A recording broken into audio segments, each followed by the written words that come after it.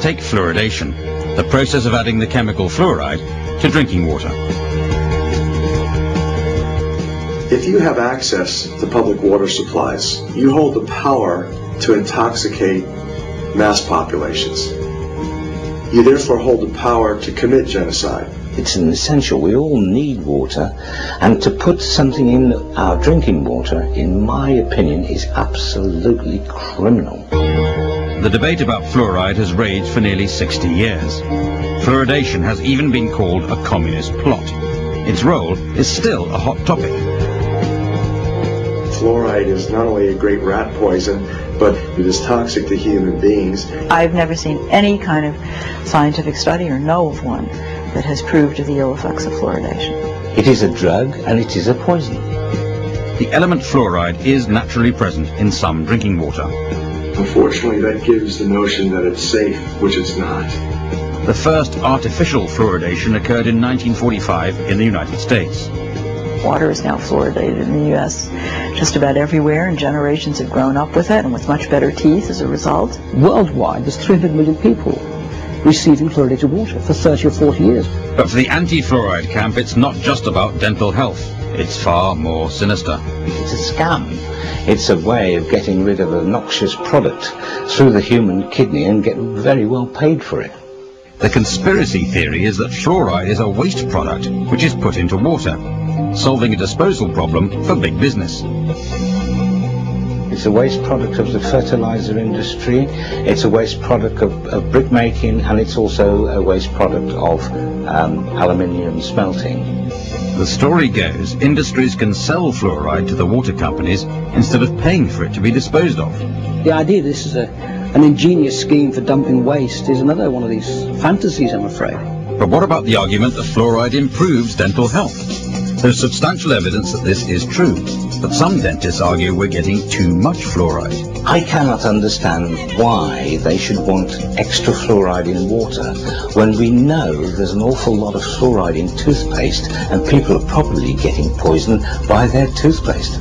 Perhaps arguments about fluoridation mask deeper fears. We should not be allowing the government to dictate what should be injected into our bodies or placed in our water supplies.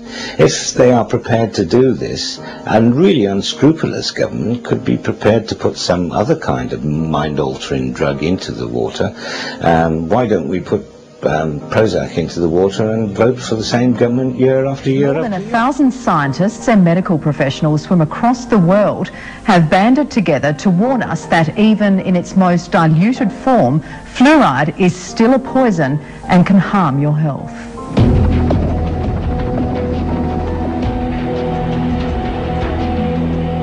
This is one pollutant that we capture in the phosphate fertilizer industry, and having captured it, we can't dump it into the sea, but we put it into our own drinking water.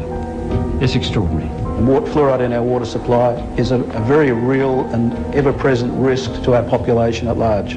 A radical view that's made Adelaide dentist Dr. Andrew Harms a renegade among his colleagues and the professional body he once headed in South Australia. The ADA and other dental professional groups will not speak to anybody from the anti-fluoridation side, but I've been asked to not refer to myself as a past president of the Dental Association of South Australia. In fact, I'm no longer a member of the Dental Association over this issue. Dr. Harms has joined the growing movement of public discontent about adding fluoride, a potent poison in its most concentrated form, to our drinking water. The chemical fluoride itself is dangerous, but also I'm concerned about the arsenic levels and the lead levels as a result of these chemicals being dumped in the water supply. Lead levels? Yes, there's recent evidence from North Carolina University that the fluoridated chemicals, the group of chemicals, the FSAs, leach lead into the water supply, particularly if water's standing in old leaded pipes and around leaded brass fittings. 600 health professionals and scientists, including Dr. Arvid Carlson, a Nobel laureate of medicine, are calling on Congress to ban the use of fluoride immediately. Among the petitioners, Bob Carton, a former Environmental Protection Agency scientist. He says fluoridating water was a mistake from the beginning. It was a foolish thing to do years ago. They didn't have enough information. They hadn't really been tested. In fact, a 2005 Centers for Disease Control study found too much fluoride has caused irreversibly discolored teeth in 1 out of 3 children. And a major report by the National Academy of Sciences says toxic levels can lead to severe, permanent pitting of the enamel in children. Fluoride can also build up in the bones to cause pain, stiff joints, and skeletal abnormalities when they get older. It's a cumulative poison. It just gradually builds up and it gradually causes harm. But the EPA isn't about to make any quick decisions about the Academy's finding that toxic levels of fluoride must be drastically lowered. We take their recommendations very seriously. We also have a commitment to get additional information and validate it and work with other public health authorities. Last November, concerns over excess fluoride prompted the American Dental Association to warn parents not to mix baby formula with tap water during an infant's first 12 months. For males less than 20 years old, fluoride level in drinking water during growth is associated with an increased risk of osteosarcoma. But according to Cook, Dr. Douglas dismissed any link when he presented this final report to the National Institutes of Environmental Health Sciences. So let's make sure we're clear on this. Fluoride, it is in tea, it's in coffee, it's in water, it's in bread, it's in toothpaste, but it's actually a poison, right? It sure is, and here's the quickest evidence. Go to your bathroom and pick up your toothpaste, and you'll see a warning that if a child swallows more than a pea-sized amount of toothpaste, call poison control. 66% of United States residents' public water is fluoridated. It is known to have tremendous effects on bone cancer, joint problems, bone weakness, lowered estrogen and testosterone levels, and dental fluorosis, which is yellowing of the teeth and pitting in the enamel.